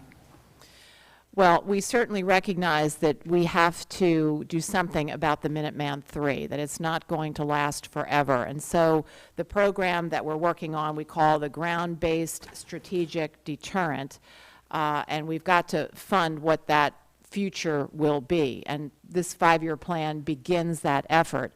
And how precisely it is accomplished is still a bit of a point that we are exploring. But whether it's a brand new weapon system altogether or whether there are elements of it that are rebuilt, I'll say, this is the part that remains to be explored. And if I could, Mr. Chairman, ask about the issue of the bomber. We continue to invest in standoff munitions and weaponry. Certainly appreciate the age of some of our bomber assets. But given the estimate of the cost and the historical experience we've had, I would point to the B-2 and the cost per aircraft and the original estimate as to how many were going to be bought and how few, in fact, were procured. What's the justification for a new bomber? We feel that the new bomber will take us into decades to come in an anti-access, anti-denial type of an environment. So the most complex and difficult type of threat environment that we might encounter in the future years. So that's the overall purpose. So we actually, the operational analysis that went into the number that was procured is it takes into account the requirement to do nuclear deterrence alert with the B-52 if you're required to conduct nuclear activity in support of U.S. Strategic Command, and also the capacity of weapon sorties required to win a major theater fight and do the Air Force piece of that. The number of fighter squadrons, as I mentioned before, is about a third or less than what it was before. So you don't have the same capacity to do fighter-bomber type sorties as we did in the past. It will take us 80 to 100 bombers to provide the sortie rates and the weapons capability to complete a major theater fight, and we'd be glad to share that analysis with you. But that's what went into developing the 80 to 100 number. And relative to the overall budget, because obviously you have a huge procurement program that's underway with the Joint Strike Fighter, you've got the tanker replacement, combat rescue helicopters, trainers, JSTARS, AWACS. The estimate on the bomber has been fairly static at $550 million, and I don't want to be skeptical, but I would be for a purpose of an answer. What's the degree of certainty that that's going to be the range per plane going forward with all of the other stress as far as the procurement budget? Well, we're very committed, and, you know, we've kind of learned some lessons from the not-too-distant past about what happens when you don't keep stressing affordability, affordability, affordability. But to echo something that the chief said, this is a unit flyaway cost, which is dependent on a certain quantity that is bought. So, you know, between that 80 to 100 is the quantity that we are projecting. If suddenly the system were to be curtailed and we would only buy 30 aircraft, that unit cost would go through the roof. Now, like with all unit costs, that doesn't necessarily include all the costs. It doesn't include the sustaining costs and all the other costs that go into it. And so, but that's, you know, the way that we measure these different weapon systems is by that unit cost. Thank you, Mr. Chairman. Sir, can I make one last comment on that? Yes, please, If General we Welsh. don't replace the bomber fleet, eventually, by 2035 to 2040, we will have 16 B-2s. Or we'll have a 100-year-old airplane flying by the middle of the century with a B-52. That makes absolutely no sense, Congressman. None. Thank you, Chairman.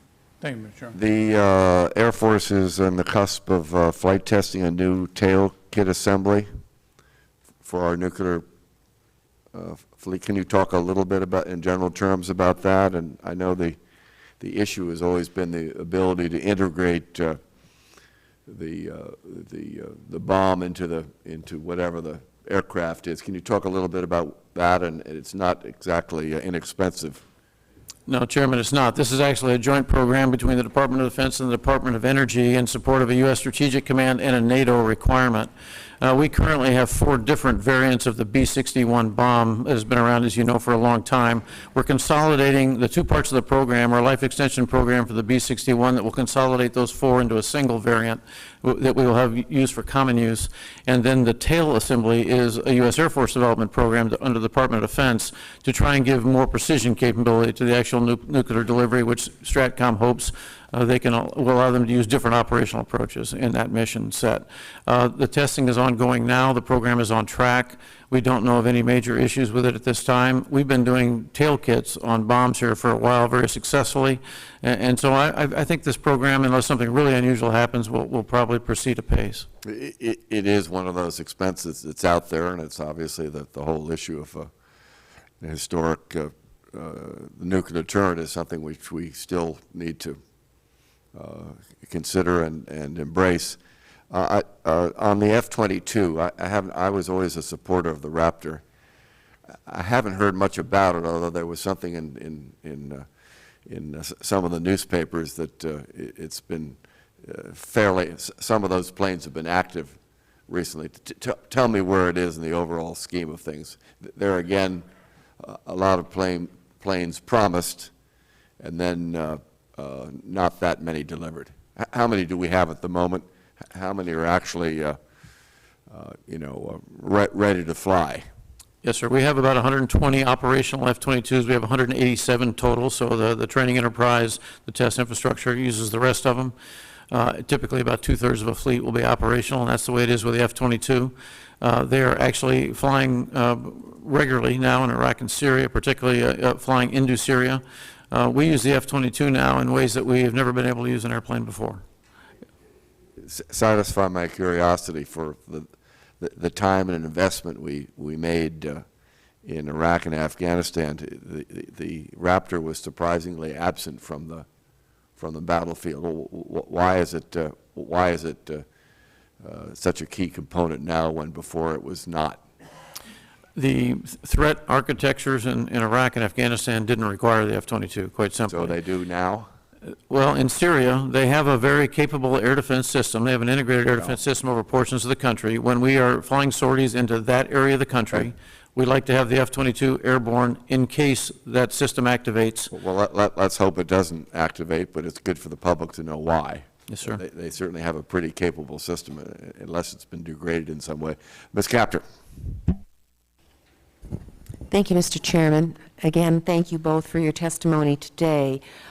General Welsh, I have a request in the councils that you keep, if there's any way that you can be a voice for the Ukrainian military and their ability to receive telecommunications equipment so they don't constantly face the threat of the Russians jamming their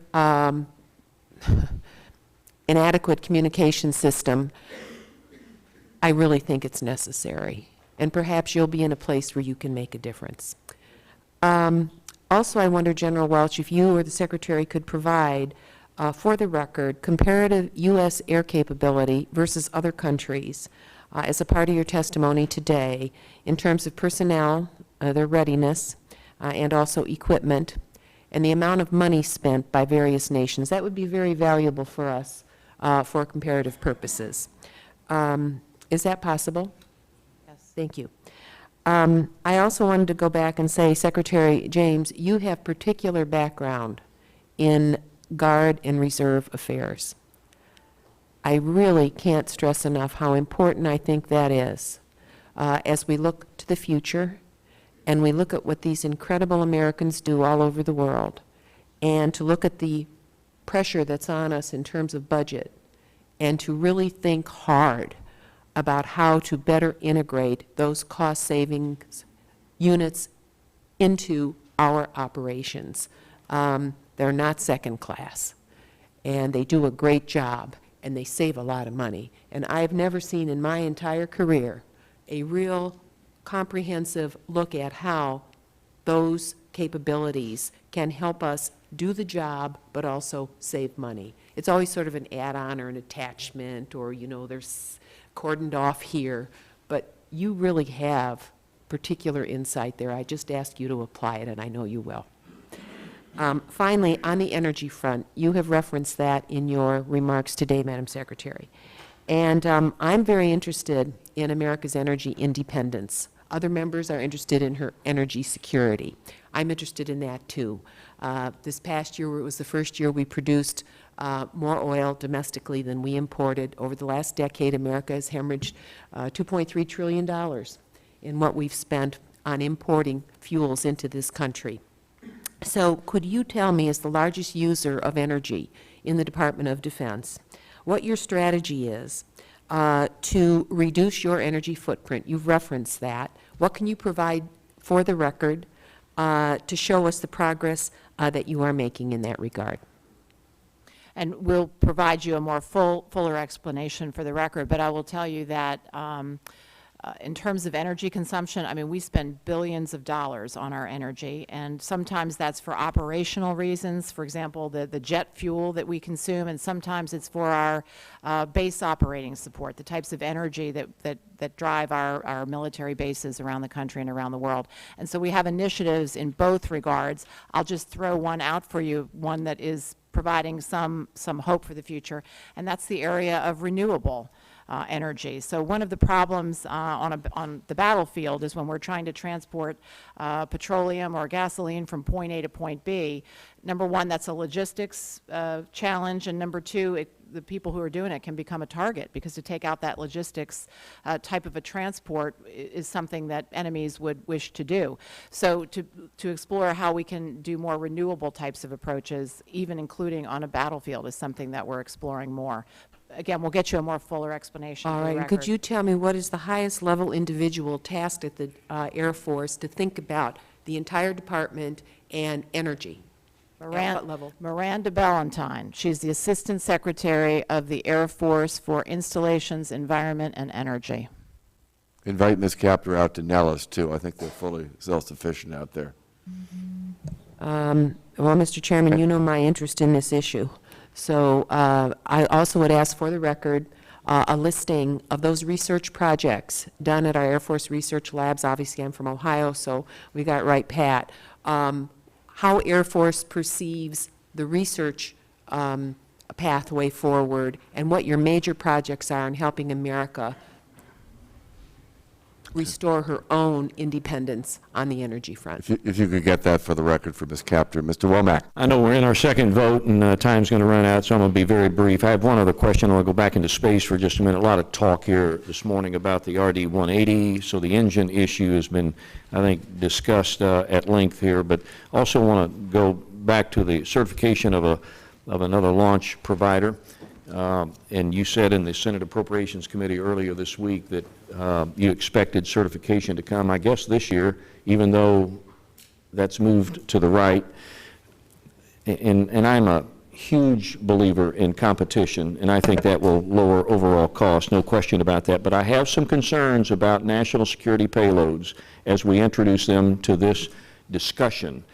And as the certification of a new provider kind of inches to the right, what ramifications that has for some of our payloads that we don't talk about too much through open sources. Can you fill me in?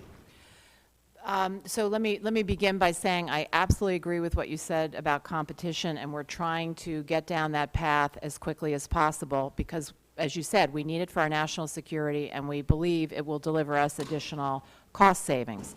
With that said, we want to do it safely. We want to make sure that we continue what has been a spectacular record, I think, of 79 or 80 successful launches, and that's important because these are precious payloads. They're expensive. They have major national security implications. So we want both. We want competition, cost savings, and we want mission assurance. So we're trying to walk through this as quickly as possible. Shouldn't be too much longer until we certify that new entrant that we've been discussing. And you may know, sir, or you may not, but I've actually also asked for an independent review of our certification process to see, now that we have 18 months of it under our belts, are there lessons learned? Are there ways that we can streamline, speed it up? Because, of course, there'll be other new entrants coming down the pike as well. Given the importance of the West Coast launch capability, is it feasible that there would be a new launch provider certified that may not have the record, if you will, of West Coast capacity launch capability? Is that possible, that certification could come without that? Well, of course, the company that is closest to certification is SpaceX, and they certainly have done launches from the West Coast, if I'm not mistaken. So I'm not sure if that answers your question, but SpaceX is the one that is getting very, very close. Okay. I'm going to go vote. I'll yield back. Madam Secretary, General Welsh, thank you for being here with us. You've spent a lot of good time. We've learned a lot. Good luck to you. Thank you for, I know, your close work with us in coming weeks and months to get us across the finish line. We stand adjourned. Thank you, Mr. Chairman.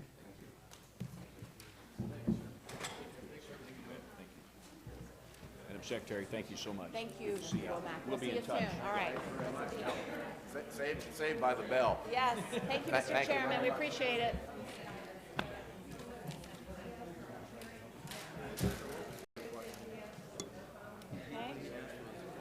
Okay. We'll put that away.